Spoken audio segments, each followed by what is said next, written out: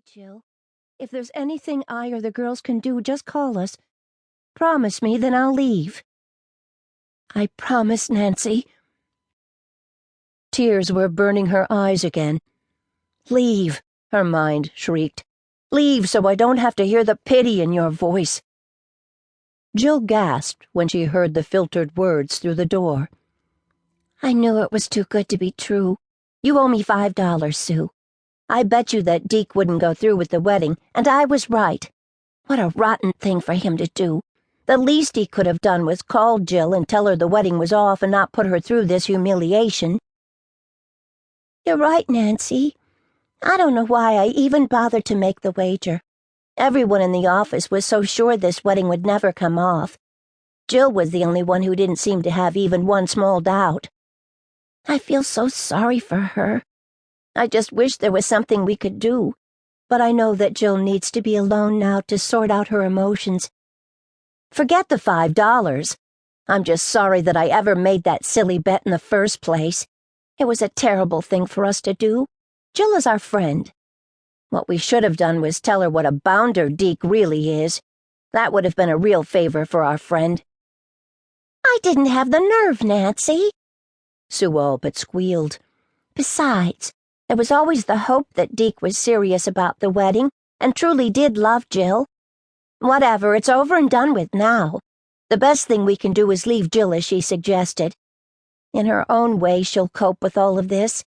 If she needs us for anything, she knows where we are. Jill closed her eyes. They all knew, even the people in the office. How they must have watched the wedding preparations proceed and even counted down the days. Would he or wouldn't he go through with the wedding? How degrading. How humiliating. A long sigh escaped her as she waited for the sound of the apartment door to close.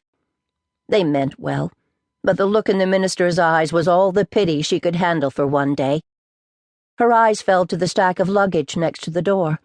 She was packed. All she had to do was walk out the door behind the girls. Everything had been taken care of. The elderly lady down the hall had promised to come in every day to feed her tropical fish and water the plants. The post office was going to hold her mail. Even the newspaper and milk deliveries had been cancelled. The loud sound of the front door closing made Jill's shoulders slump. They were gone, and she was truly alone. Alone to take out her hurt and humiliation in the small apartment. What was it she had told Nancy? That she was going to throw a tantrum and kick and scream. Why? What was the point? It was over, finished. Why make herself more miserable, more angry? She had to start new, get on with her life. If she didn't do it now, this minute, she would stay locked up in this apartment that was full of Deke and memories of him.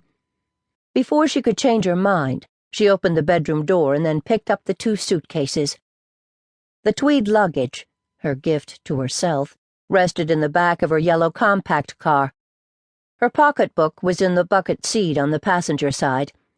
She took another deep breath, turned the key, and maneuvered the small car from the curb. She would drive until she was exhausted and then stop. Deftly, without a wasted motion, she slipped a cassette into the tape deck.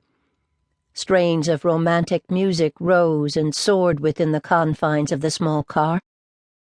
Hastily, Jill withdrew the cassette and replaced it with her new disco tape. That was better. She drove steadily north, her mind blank as she kept her eyes on the road and the beautiful autumn colors. It was 3 hours later, when her neck began to ache, that she realized for the first time that she was still wearing her wedding gown and veil. A rich bubble of laughter escaped her. Some new life she was starting. Dumb.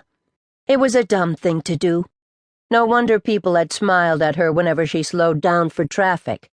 She would have to risk the amused glances of gas station attendants when she stopped for gas.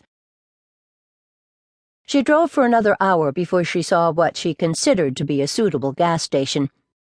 "Fill it up, and please let me have the key to the ladies' room," Jill said in a firm voice that brooked no questions. She slid from behind the wheel and gathered up her long train. Regally, she tripped her way to the